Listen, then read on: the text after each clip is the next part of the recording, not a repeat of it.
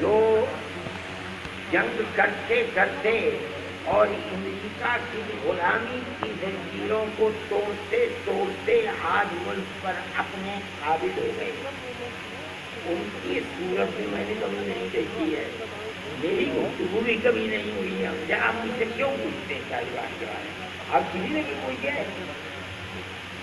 میں دنیا کے ہر ملک کی حکومت کو اگر وہ اپنے ملک میں امن و امان قائم کرتی ہے اور اپنے ملک میں دو پیمانے نہیں ایک پیمانہ رکھتی ہے تو میں تالی بجاتا ہوں اور اس کی قدر کرتا ہوں، اور جو نہیں کرتی میرے دل میں چاہے وہ مسلمان ملک ہو یا غیر مسلم ہو میں اس کی قدر نہیں کرتا۔